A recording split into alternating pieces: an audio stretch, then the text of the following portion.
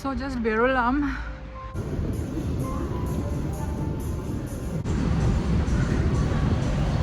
চলুন তাহলে বানাই টার্কিশ মেনেমান।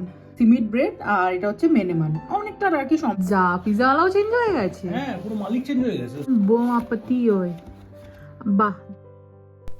Hello, good morning.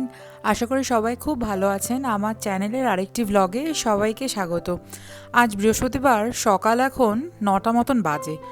আজ না সকাল থেকে মুডটা একটু খিচকে আছে। কেন খিচকে আছে সেটা পরে বলছি। তার আগে দেখুন এই গাছটা মনে আছে, কিছুদিন আগের ব্লগেও আপনাদেরকে দেখিয়েছিলাম। গাছটা একদম ন্যাড়া ছিল যখন উইন্টার চলছিল, আর যেই আস্তে আস্তে সামার আসছে বা স্প্রিং চলছে, কি সুন্দর পাতায় পাতায় ভর্তি হয়ে গেছে। আগের দিন যেমন দেখালাম স্প্রিং চলছে বলে চারিদিকে ফুল পাতায় ভর্তি। তো যাই হোক, এবার বলি কেন মুডটা অফ আছে। তার আগে দেখাই সকালে উঠে আমি একটু জিরা ওয়াটার খাচ্ছিলাম, কিন্তু এই যে অবস্থাটা দেখুন, জলের কল খুললে এইরকম মানে এত কম জল পড়ছে। লাস্ট উইকেও 4 দিন জল ছিল না। 8টা থেকে সকাল 8টা থেকে বিকেল 4টে অবধি জল ছিল না। এই উইকেও আরম্ভ হয়েছে সেম ঘটনা। তো যেমন কিচেনে জল উঠিয়ে রাখতে হচ্ছে, তার সাথে সাথেও বাথরুমেও এইভাবে বাথটাবের ভেতর জল উঠিয়ে রাখতে হচ্ছে। কি অবস্থা একবার দেখুন। এই বড় যে চৌকো বালতিটা, এটা কিন্তু বালতি না, এটা একটা কুল বক্স। ইন্দ্রনীলকে বলেছিলাম একটা এক্সট্রা বালতি কিনে আনতে। ও গিয়ে একটা 24 লিটারের এরকম বড় একটা কুল বক্স নিয়ে এসছে, যাতে জল স্টোর করে রাখা যায়। এবার ওই কুল বক্সের ভেতর জল রাখলে পুরো বরফের মতন ঠান্ডা হয়ে যাচ্ছে। মানে এত বিরক্ত লাগছে না সত্যি। বম্বেতে থাকাকালীন মাঝে মধ্যে এরকম গরমকালে জলের প্রবলেম হতো। জার্মানিতে এসেও যে এই যে প্রবলেমটা হবে সিরিয়াসলি ভাবিনি। তবে এই প্রবলেমটা হচ্ছে একটা ভালো জিনিসের জন্যই।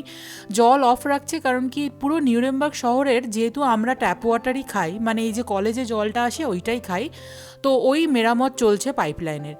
তো ওই জন্যই জলের এত প্রবলেম। জল কিছু কিছু এরিয়ায় বন্ধ করে করে বা এরকম কম সাপ্লাই দিয়ে দিয়ে পুরো সিটিতে পাইপলাইন মেরামত চলছে। তো যাই হোক, চলুন দিনটা আজকে স্টার্ট করা যাক। একটু বেরোবো জিমে। সো জাস্ট বেরোলাম, যাচ্ছি জিমে। তো এই টাইমটাই জিমে যাই জেনারেলি আমি। তারপর এসে ব্রেকফাস্ট করি। তো দুটো সুবিধা, একটা ওয়ার্কআউটটাও হয়ে যায়, আর সেকেন্ড যেটা হয় হচ্ছে আমার মানে যদি কিছু কেনার থাকে বা সারাদিন সংসারে যা টুকটাক ওগুলো একবারে কিনে নিয়ে চলে আসি। তো মাঝে আবার দুদিন গরম পড়েছিল, কালকে থেকে আবার প্রচণ্ড ঠান্ডা, বৃষ্টির ওয়েদার। মানে এপ্রিলটা এত আনপ্রেডিক্টেবল থাকে ডয়েচল্যান্ডের ওয়েদার, কিচ্ছু বোঝা যায় না। তো যাই হোক, যাই জিমে ওয়ার্কআউট করি। ডয়েচল্যান্ডে এপ্রিল মাসটা এরকমই থাকে। কিছু কিছু জায়গায় আবার বরফও পড়েছে। মিউনিকে মিমিদের বাড়িতে নাকি বরফ পড়েছে। অথচ নিউরেমবার্গে এরকম ঝোড়ো হাওয়া, কি হাওয়া দেখতে পাচ্ছেন, তার সাথে এরকম মেঘ করে আছে আর প্রচণ্ড ঠান্ডা। মানে শীতের জ্যাকেটগুলো ভেবেছিলাম উঠিয়ে রাখবো, আর্ধেক কাছাকাছিও হয়ে গেছিলো, আবার সেগুলোকে টেনে টেনে বার করতে হবে। এই হয়ে গেছে এখন জীবন। একবার করে শীতের জ্যাকেট ঢোকাই, একবার করে বার করি, একবার করে কম্বল ঢোকাই, একবার করে কম্বল বার করি। মানে কি আর বলবো, মানে নাজেহাল অবস্থা আর কি। যাই হোক, গল্প করতে করতে জিমের এরিয়াতে চলে এসেছি। এইটা ম্যাকফিট জিম, মানে যেখানে আমি আর ইন্দ্রনীল আসি। ম্যাকফিট অনেকটা এর আগেও একবার ব্লগে দেখিয়েছিলাম, তখন আমরা সন্ধ্যাবেলা আসতাম। কিন্তু এখন যেহেতু সামার, ওয়েদারটাও ভালো, ওই জন্য সকালবেলার দিকটায় জিমটা করে নিই। আর এই টাইমটা করলে কি বেশ সকালবেলার দিকটা ফাঁকাও থাকে জিমটা, আর টাইমটাও ইউটিলাইজ হয়ে যায়। আর যেমন বললাম, কিছু কেনাকাটা যা থাকে ওগুলোও করে নিয়ে যেতে পারি। তো যাই হোক চলুন, জিমটা আমাদের অনেকটা ভালো, মানে অনেকটা বড়ই। কারণ কি, এটা অনেক মানে ম্যাকফিট হচ্ছে ওয়ান অফ দ্য ইউরোপের লার্জেস্ট জিম চেন যেটাকে বলে। যেমন ইন্ডিয়াতে আমাদের গোলস জিম বা তালওয়ারকার্স, ওরকমই এরকম ম্যাকফিট ইউরোপে আছে। তো যাই হোক, এটা আমাদের জিমের গার্লস লকার রুম। এখানে শাওয়ার অ্যান্ড এভরিথিং সব কিছু আছে, ওদিকটা স্পা আছে। যাই হোক, জিমটা তো দেখালাম, এবার আস্তে আস্তে ওয়ার্কআউটের দিকে যাই। লকার রুমগুলো একটা সুবিধা আছে কি, আপনার পার্সোনালাইজড লকার করতে পারেন, কোনো অসুবিধা নেই। এইভাবে লক করে দিতে পারেন, যে জিম অ্যাক্সেস কার্ডটা আছে ওটা দিয়ে লক হয়ে যায়। তো এখানে আমি একটু ওয়ার্কআউট করছি, কার্ডিও করতে করতে। অনেকে দেখেছি রিল বানায়, কিন্তু আমি তো জানি না ওয়ার্কআউট করতে করতে কীভাবে লোকে রিল বানায়। আমি ভাবলাম ছোট্ট একটা ক্লিপ তুলি। তো যাই হোক, আমি ওয়ার্কআউট করে ঠরে নিই, তারপর বাড়ি গিয়ে আপনাদের সাথে দেখা হচ্ছে। আজকে কার্ডিওই করব, মানে আধা ঘন্টা শুধু হাঁটবো, আর কিছু না, একটু সাইক্লিং হলেও করতে পারি। এরকম ইনক্লাইনে এই স্পিডে আমি আধা ঘন্টা এখন হাঁটলাম। যাই হোক, বাকি ওয়ার্কআউটও যা যা আছে করে নিই। করে একবারে বাড়িতে গিয়ে রান্নাবান্না কি করব চলুন দেখাই আপনাদের। তো বানাবো আজকে লাঞ্চে এই চিকেন স্টুটা বানানোর জন্য একটু চিকেন নিয়ে নিয়েছি, ব্রকলি, একটু মিষ্টি আলু ছিল, ওটাও দিয়ে দিয়েছি। এটা একজনের জন্যই বানাবো। ওই কম কম সবজি নিয়েছি, গাজর, পেঁয়াজ, টমেটো, কাঁচা লঙ্কা, আদা রসুন আর বিনস আর ব্রকলি। আর ব্রেকফাস্টের জন্য আজকে একটু টার্কিশ মেনেমেন বানাবো। মেনেমেন হচ্ছে টার্কিশ অমলেট একটা। আমি একটাই ডিম নিয়েছি যেহেতু আমি একা খাবো। একটু বেল পেপার নিয়ে নিয়েছি, লঙ্কা কুচি, ধনেপাতা কুচি, পেঁয়াজ আর একটু টমেটো বাটা। এইটা খুব মানে ইউনিক ব্যাপার একটা, যেটা টার্কিশ মেনেমেন মানে অমলেটে আসে। অমলেট ঠিক না, একটু অন্য রকমের, ওই একটু ভুর্জি টাইপের হবে ডিমটা। আর এর সাথে একটু চিজ নিয়ে নিয়েছি, বাট আমার কাছে টার্কিশ চিজটা শেষ হয়ে গেছে বলে আমি এখানে চেডার চিজই নিয়ে নিয়েছি।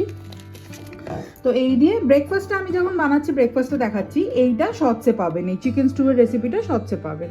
চলুন তাহলে বানাই টার্কিশ মেনেমান।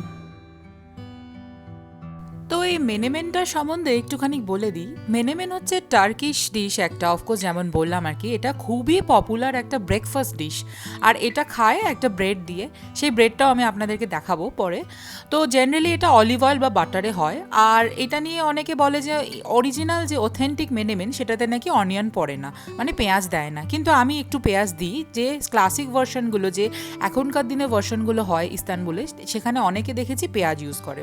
তো এর সাথে একটু দিয়ে দেবো ক্যাপসিকাম। এই ক্যাপসিকামের জায়গায় অথেন্টিক রেসিপিতে ইস্তানবুলে যে গ্রিন বেল পেপারগুলো পাওয়া যায়, বেল পেপার না, নর্মাল পেপার, মানে বড় বড় লঙ্কাগুলো যেগুলো আচারের লঙ্কা টাইপের আছে না, ওই পেপারগুলো ইউজ হয়।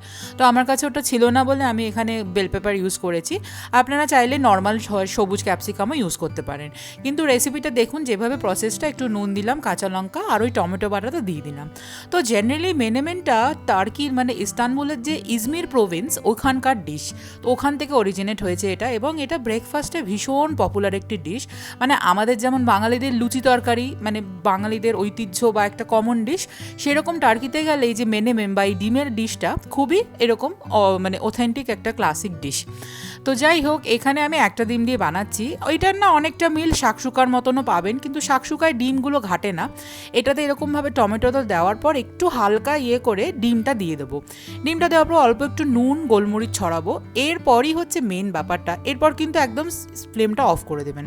আমি এখানে একটু চেডার চিজ দিয়েছি, আপনি চাইলে মজারেলা বা অন্য চিজও দিতে পারেন। এরপর ফ্লেমটা অফ করে দেবেন।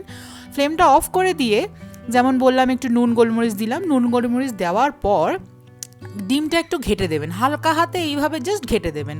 কোনো কিন্তু কুচি কুচি বা ভুর্জি করার প্রয়োজন নেই। এরমভাবে হালকা হাতে ঘেটে এই যে ফ্লেমটা আমি এখানে নিভিয়ে দিলাম, ব্যাস এইটুকুই হচ্ছে ব্যাপার। এরপর এটা তৈরি। লাস্টে ওপর থেকে আমি আরেকটু ফ্লেম দিলাম, কারণ কি ডিমটা যেহেতু গোল ছিল না, মানে একদমই কাঁচা কাঁচা ছিল, ওই জন্য আমি হালকা একটু ফ্লেম দিয়ে করে নিলাম। এই যখন দরদরা ভাব আসবে তখন বুঝবেন তৈরি। ব্যাস এটা একদম তৈরি হয়ে গেছে। এরকম গলা গলাই থাকে এটা। যারা একটু গলা ডিম পছন্দ করেন না, তারা আরেকটু এরমভাবে স্টিম করে আরও 5 মিনিট রেখে দিতে পারেন, তাহলে দেখবেন একদম পারফেক্ট টেক্সচার চলে এসছে। লাস্টে একটু এখানে ধনেপাতা দিয়ে দেবো, ব্যাস তৈরি আমাদের মেনেমেন। তো চলুন সার্ভ করি, আর ওই ব্রেডটাও দেখাই আপনাদেরকে কি ব্রেড দিয়ে খাবো। এই যে ব্রেডটা, এটা আগের দিনও পোস্ট করেছিলাম আমি। এটাকে সিমিট বলে। এটা ওই পোস্ত, তারপর সেসেমি মানে তিল, এগুলো দিয়ে না একটু মিষ্টি মিষ্টি হয়, একটু শক্ত হয় ওপরটা, কিন্তু ভেতরটা নরম। তো এই ব্রেডটা দিয়ে এই মেনেমানটা খায়। আর এটা এই তাওয়া থেকেই খেতে হয়, মানে এইভাবেই খায়, একটু গলা গলা থাকে ডিমগুলো, আর একদম তাওয়া থেকেই খেতে হয়। তো এইটা হচ্ছে টার্কিশ ব্রেকফাস্টের একটা খুব ইম্পর্টেন্ট একটা দুটো আইটেম, এই সিমিট ব্রেড আর এটা হচ্ছে মেনেমান, অনেকটা টার্কিশ অমলেটও বলা যেতে পারে। তো এই হলো আজকে আমার ব্রেকফাস্ট। তো চলুন ব্রেকফাস্ট করে নিই। ভাবলাম, আমি এটা প্রায় খেয়ে থাকি। এটাতে যদিও টার্কিশ পেপার, অরিজিনালি টার্কিশ পেপারগুলো যে খাইতে মানে লঙ্কাগুলো সেগুলো দেয়, বাট ওটা আমার কাছে ছিল না বলে দিইনি, ওই জন্য আমি নর্মাল লঙ্কা দিয়েছি। এই হলো টার্কিশ মেনেমেন। তো চলুন ব্রেকফাস্টটা করে নিই, তারপর রান্নাবান্নার দিকে যাওয়া যাবে। রাত এখন 9:30 বাজে। হঠাৎ করে আমার ভীষণ পিৎজা খাওয়ার ইচ্ছা জেগেছে মনে। এইখানে আমি আয়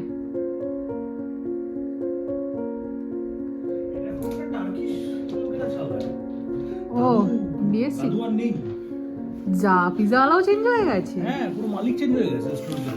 ও বাবা, এটা হালাল রেস্টুরেন্ট হয়ে গেছে। ওকে, এটা না এখন কি নাম হয়েছে? আগে তো মামা মিয়া ছিল। বোকাটা বোকাটা রেস্টুরেন্ট। বোকাটা বোকাটা, বাবা রে কি নাম! এটা কি ইটালিয়ান নাম নাকি?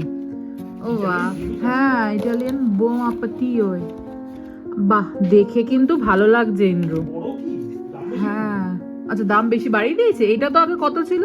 এটা আগে 12 ইউরো ছিল। 10 ছিল, এখন 12 হয়ে গেছে। না, 11.5 ইউরো ছিল। না, 10.5 ছিল। 10.5 ছিল, এখন 12 ইউরো হয়েছে।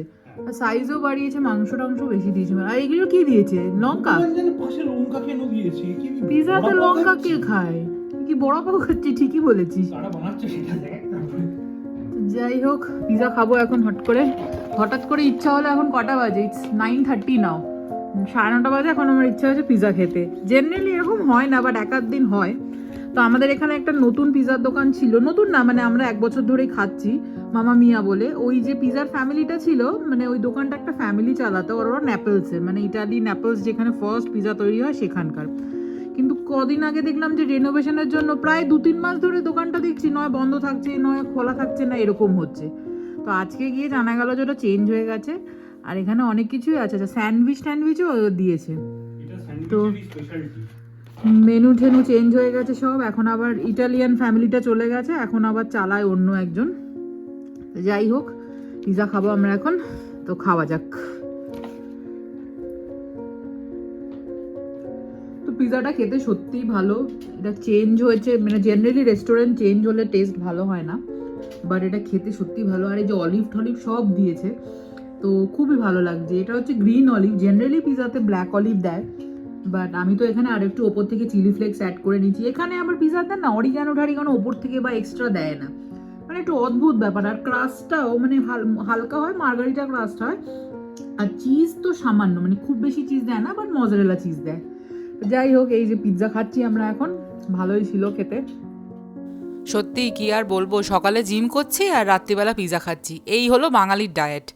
যাই হোক, ব্লগটা আজ কেমন লাগলো? ভালো লাগলে লাইক, কমেন্ট, শেয়ার, সাবস্ক্রাইব করবেন। সবাই খুব ভালো থাকবেন, দেখা হবে পরে একটি ব্লগে। Thank you for watching. সবাই খুব ভালো থাকবেন, আজ আসি, বাই।